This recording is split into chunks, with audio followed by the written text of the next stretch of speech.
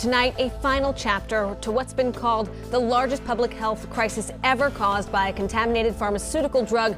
More than 100 people died, hundreds more sickened. And it was all traced back to the New England Compounding Center in Framingham, but the impact was felt nationwide. Our Karen Anderson has been following this story from the very beginning. She joins us live right now. Karen? And Erica, 13 people were convicted of crimes in connection with that meningitis outbreak. Today was the final sentencing in what prosecutors called a case of a company putting profits over people's health. Relief.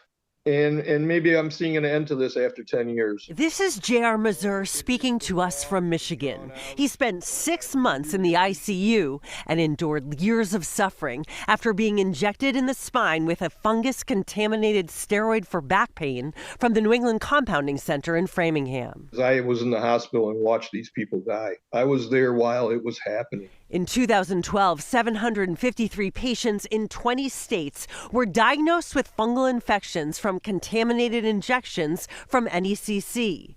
The federal criminal cases convicted 13 people and revealed drugs were made in unsanitary conditions with expired ingredients, manufactured by unlicensed technicians, and dispensed in bulk without valid prescriptions.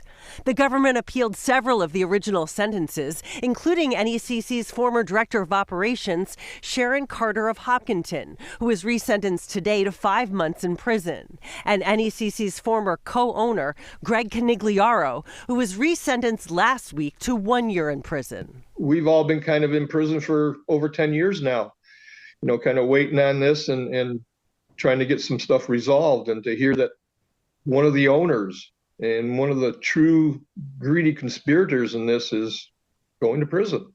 It's a relief. Well, this is the end of prosecutions here in Massachusetts. JR is still waiting for justice in his own state. The founder and co-owner of NECC, Barry Cadden of Wrentham, and head pharmacist Glenn Chin were both convicted of racketeering in Massachusetts and are currently behind bars in Michigan facing murder charges for the deaths of 11 people who were injected with NECC drugs. They're not back in their federal cupcake prison or anything like that. They're in with all the rest of the criminals. These two going to prison will guarantee they'll never do this again, but maybe it'll awaken everybody to know that this can happen again, and we need to watch it. Now, Barry Cadden and Glenn Chin are set to face trial in Michigan next year. In the newsroom, Karen Anderson.